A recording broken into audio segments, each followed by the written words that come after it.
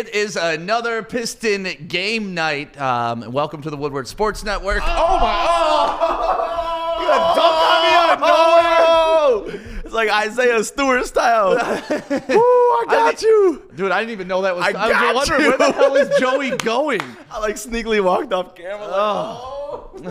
Welcome to the Woodward Sports Network. My name is Stick. We got Joey in here for the Pistons pregame show. What up? And then we got Kory on producer cam right now doing his damn thing. Right, Kory?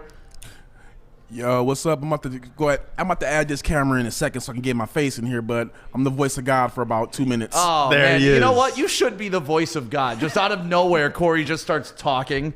Yeah, but the voice of God should have gone crazy when Isaiah Stewart just dunked on your ass. Dunked on my ass? Well, okay, so here we are. I'll give it a 6. You give it a 6? All right. If I knocked him down, it would have been a 10. Next time. So we're back again, Pistons versus Bucks again. I mean, that was our last pregame show, and we went over a couple things. We'll go over our 3 keys to the game that each one of us has for this game today, and we'll go over some key matchups, and we'll go over the injury report, which is probably the most important thing we're going to get to today. But first, let's do a quick overview of the game tonight. It's the Pistons versus the Bucks, the 1-6 Pistons versus the 4-3 Bucks. The Bucks are leading the league in scoring right now with, what do I got here? Let's see, 124.6 points a game. They were right on that last game against us at 125 points. They were, and the Pistons are at number 14 with 111 points, which I was kind of shocked to see when I was looking up the stats, that the Pistons are almost a top 10 team in scoring. And that's it's not really the Pistons either. No. We're more so always been like the defensive team. Well, and that's kind of, Dwayne Casey, that's kind of his MO, is to be a defensive team. So the fact that we're that far advanced in scoring either says we're down by a lot, we're trying to score a lot of points to get back, or, our offense is coming along a little better than I actually thought they were coming along. I think it was that. You think it was that? So the Bucks are also number 1 in field goal percentage. Guess what their field goal percentage is on the season so far? I know it's only 7 games, but guess.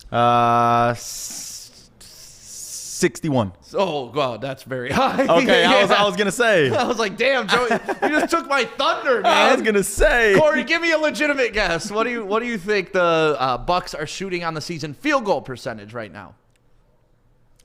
I'm going to go 57. Ooh, 50%. They make 1 out of every 2 shots they take. They're leading the league. I was messing around when I said that, but you were for real. Yeah, 50%. Damn, they are that's shooting amazing. that. And then from the 3-point line, they're shooting 43.6%, which is about as consistent as you get. There's not much variance between field goals and 3-pointers for them.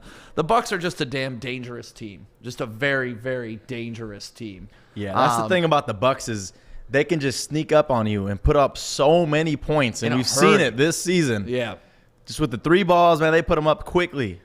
So the big news of today for the Pistons, which isn't good news. Not all news is good news, Joey. And Kory, you broke it to us early on the Morning Wood show this morning. Why don't you break it to us again and break my little heart? Hey, I know the camera's going to be on you as I'm figuring this out, but just want to say this.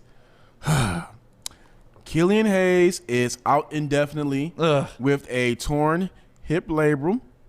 Torn labrum in his hip. Now, here's the thing about it. If he requires surgery, he's out for the season. Yeah. If he does not require surgery, 4 to 6 weeks. 4 to 6 weeks? If he does not require surgery, that just came out. Wait, okay. No, earlier it was 4 to 6 months. Now you're saying 4 to 6 weeks? 4 to 6 months if it requires surgery, but if he does not require surgery, 4 to 6 weeks. I mean, can we all send a quick prayer out that this doesn't require surgery, so we get Killian back so he can grow throughout the season? I mean, when that news broke this morning, it literally changed the tempo of our morning show, because Killian is obviously a big piece of this puzzle moving forward. I mean, they drafted him with the number 7 pick. He was getting early minutes over D Rose, starting the game over D Rose.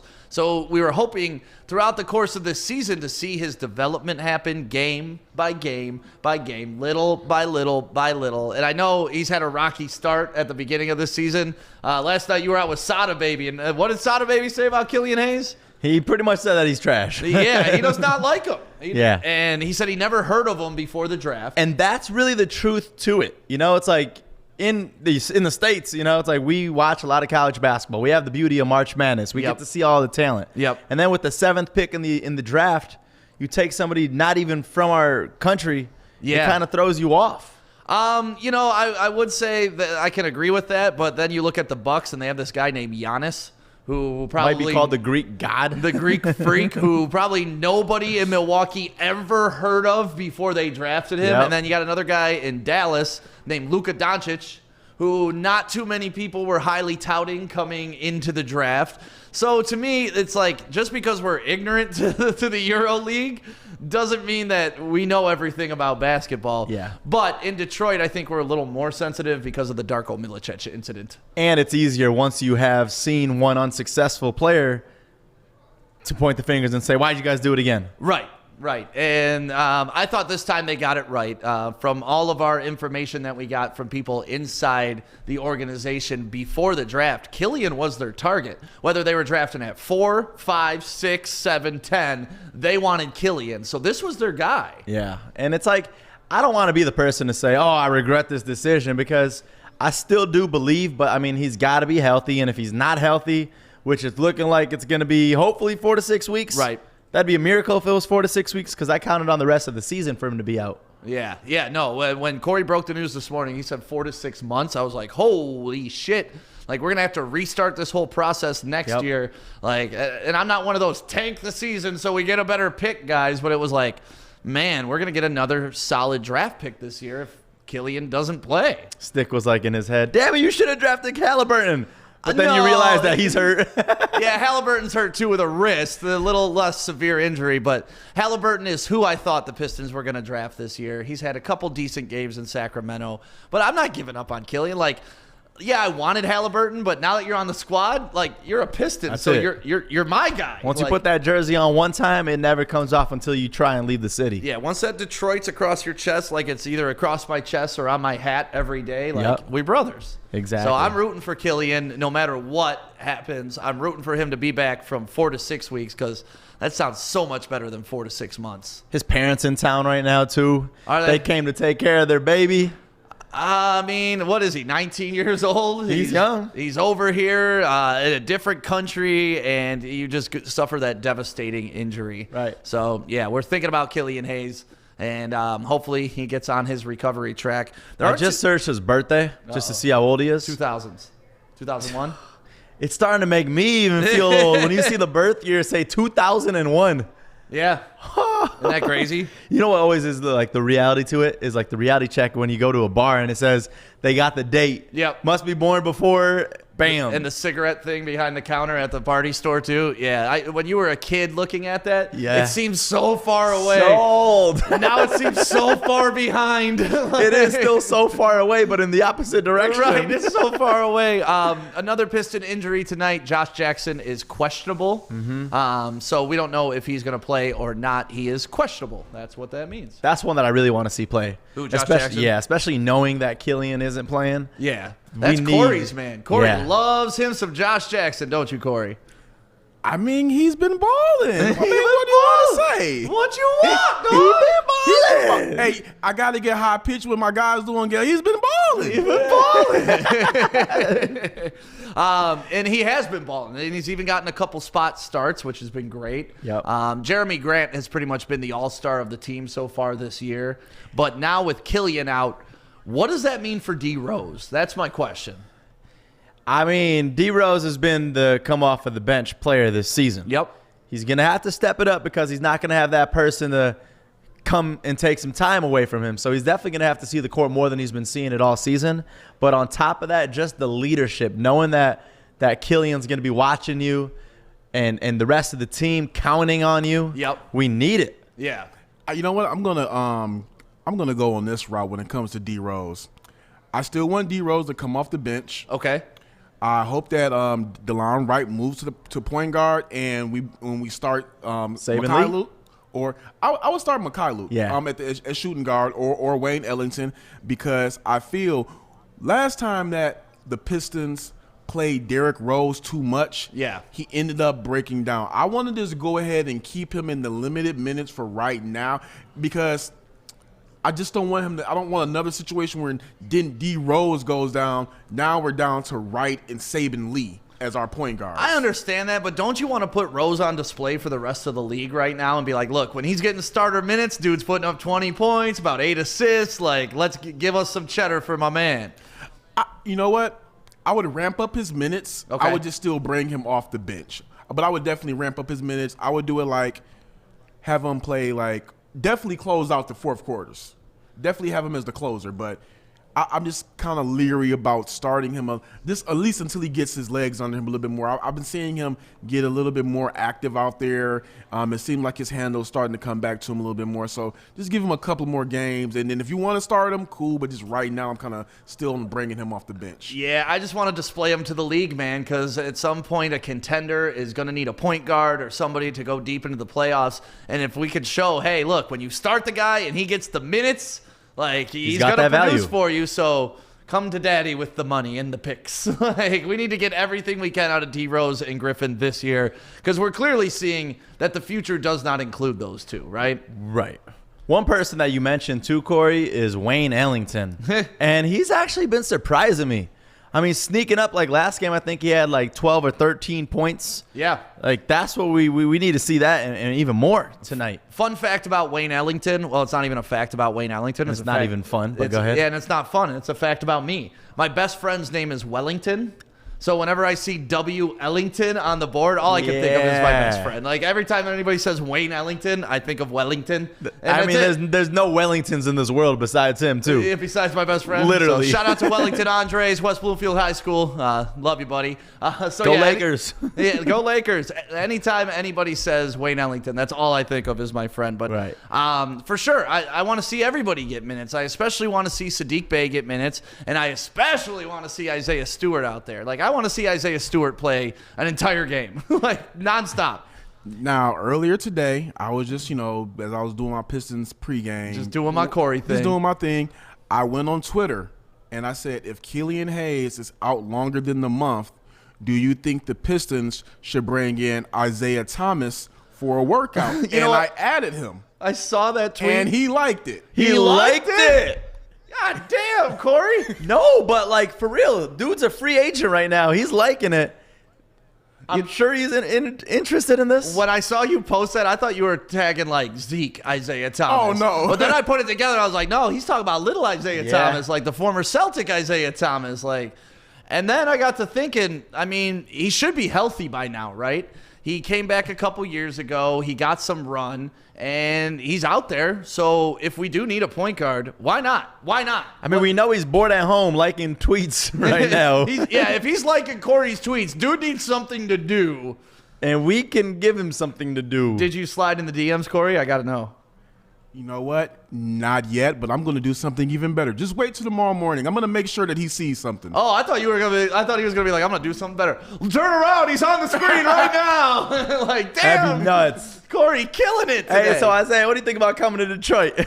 So what do you think about Isaiah Thomas as a Pistons potential point guard? I would like it. I know they tried to go after him during the Stan Van Gundy era, and I know that would not have worked well here. But I trust Dwayne Casey, and if Killian Hayes is out longer than a month, you're going to have to get another point guard in there.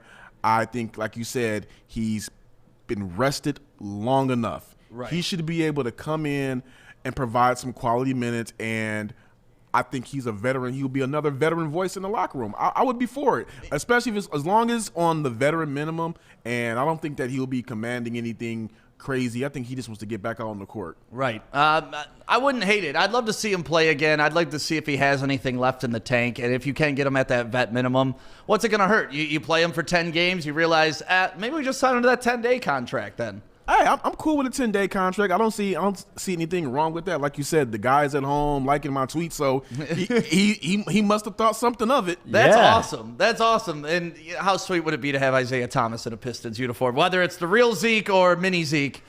Now, what they have to do is, if they sign him, they have to give him number 12 and put both Isaiah Thomases next to each other for a picture. No, they need to give him like one half, like Lil Penny. Yeah, exactly, like Baby Penny. Remember that back in the day? So that would be exciting, and that's crazy that he liked your tweet. So that maybe that's an option for the Pistons. One question I wanted to ask you guys tonight is we kind of did this last pregame for Giannis. Do you think he's going to have – what's his over-under going to be tonight? I'm going to go with his stat line from last game. Is Giannis going to have over and under 43 points tonight?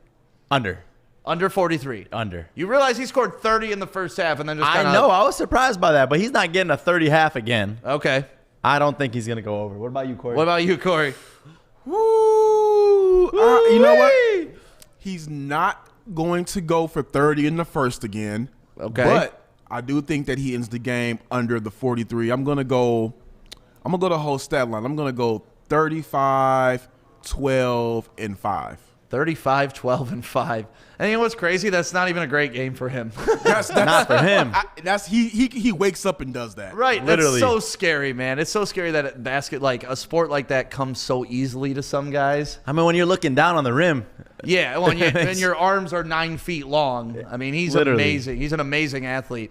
But that goes back, once again, he was not a top overall pick. They had to groom him. They had to wait. They had to be patient. Because that's one thing that people are starting to get uncomfortable with Killian Hayes. And I saw someone tweet out about the Pistons. They're like, people cried about Chris Middleton, the Pistons getting rid of him, not waiting for him to develop. People cry about Christian Wood, Pistons getting rid of him, not waiting for him to develop. But then they'll say, oh, Killian's a bum, get rid of him. And it's like, well, you kind of just contradicted yourself. Yeah, you're kind of speaking out of both sides of your mouth.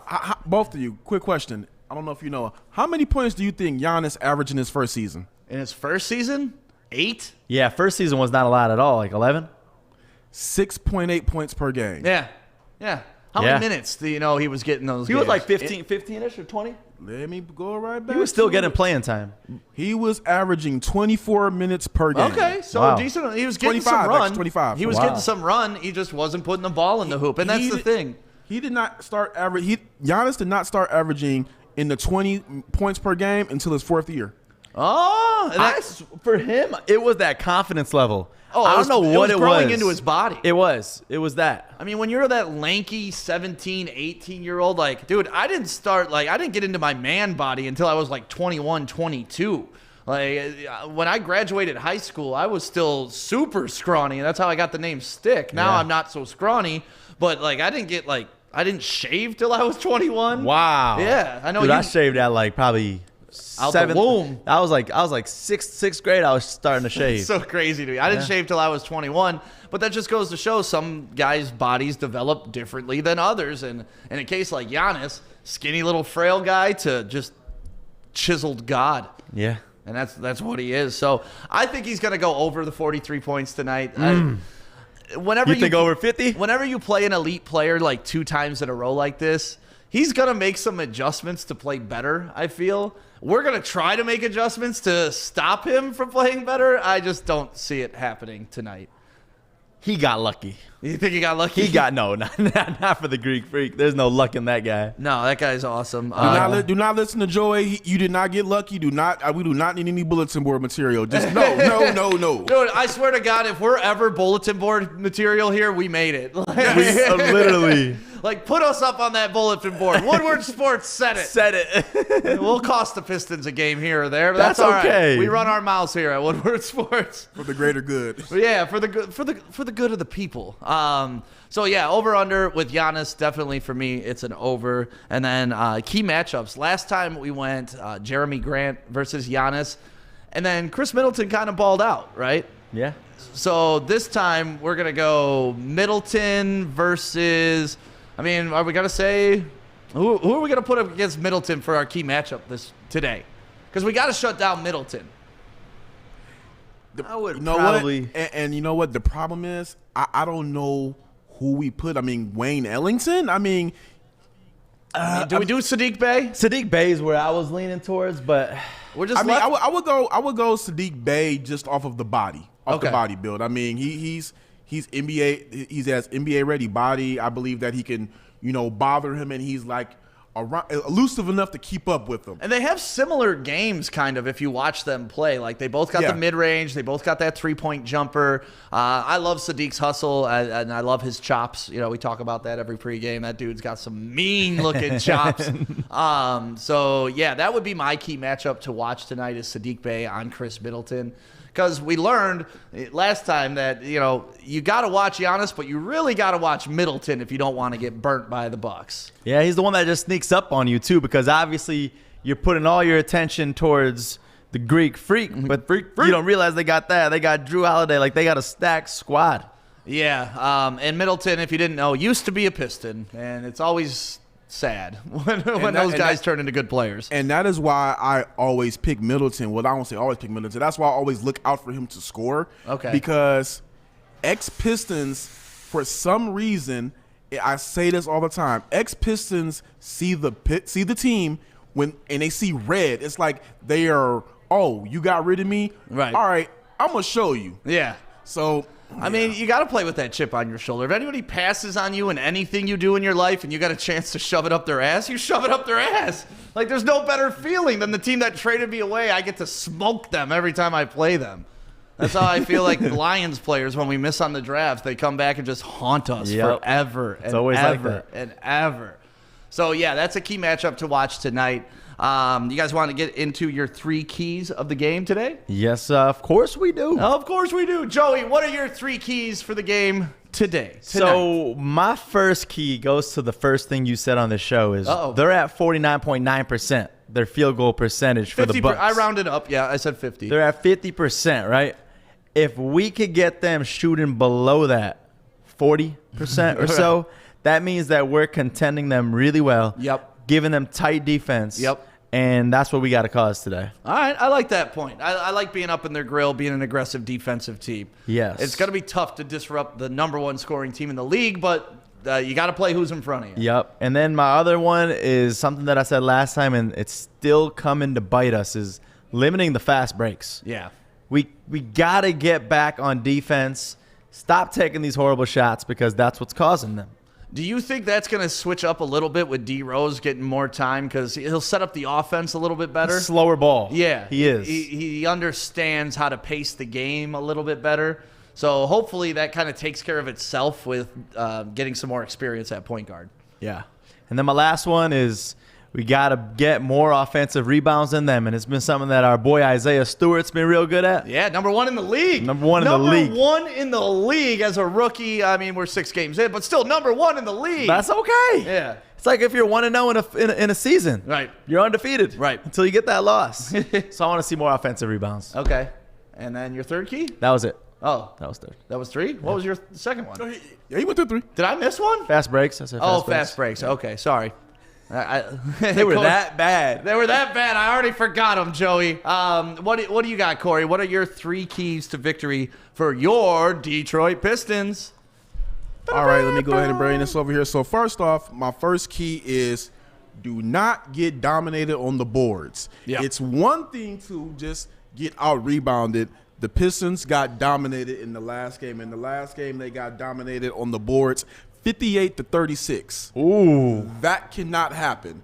The biggest discrepancy was with the defensive rebounds. That's where it really kicked up. They have to fix that. Right now, the Pistons are 19th in the league in box outs. Okay. Kory bringing the heat. Right. Kory bringing the heat. They're 3rd in the league on box outs on offense, but they're 24th in the league on box outs on defense with boxing out 7.7 times per game. So it's like they're not putting themselves in position to grab rebounds, right. And they're going to get. They cannot happen. Yeah, we don't have the skill to overcome that at this point. Yeah, unfortunately. But isn't that the first thing you learn is the box out? Like, I never understand. You learn it your entire childhood through high school, and then you get to the college, and all of a sudden you stop boxing out. Because it's not the sexy thing to do, man. Nobody, like, Kory's reading off some box out stats, but nobody, like, if you look at anybody's playing card or their stat line, nowhere does it say box outs. The sexiest thing I've seen this season from the Pistons was Isaiah Stewart boxing out and then causing the defense to get over the back foul. Yeah. The sexiest play in basketball. And he also liked when he set like 12 picks on one play. Yes. It was literally 6 picks on one play. Turns around. Oh, okay. He got around me. Here you go. Right. And I love that. But yeah, we need that type of basketball, and we've talked about this pretty much in every pregame up until this point. Rebounding and defense is only about effort. It's it. You don't have to be the most talented guy. You don't have to jump the highest. You just have to be able to read the ball up the rim, time your jumps properly, and bully people out of that paint. Bully them. Kory, do you have a third, or did you give me 3-2 and I already missed it? I gave you two. I gave you one. Oh, that was one? That was only one. The second one, improve shot selection and move the ball around.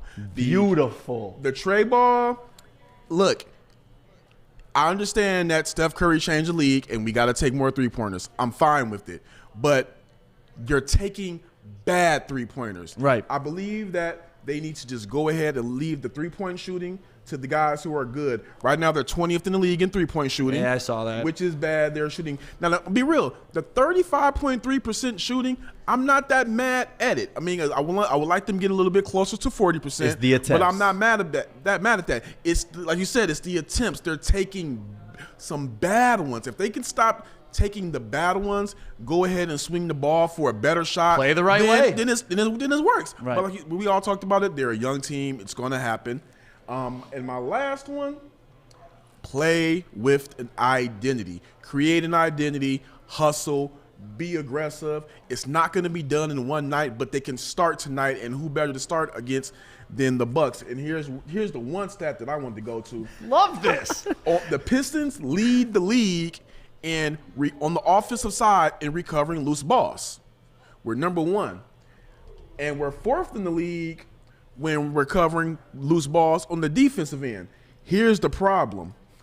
In shots contested and in deflections, we are at the bottom of the barrel. We're 23rd in the league on shots contested and 26th in the league in deflections. Ouch. So that means we got to get in passing lanes. So what that shows out to me is we're not closing out on defenders. Yeah. All right. Just brought the heat on that. I was Damn, gonna say. Kory. So Kory's in the locker room right now with the Pistons, drawing up the game plan on the chalkboard. He legit had stats for diving on the ball. I didn't even know they record that stat. Yeah, it's called the Dennis Rodman stat. Yep.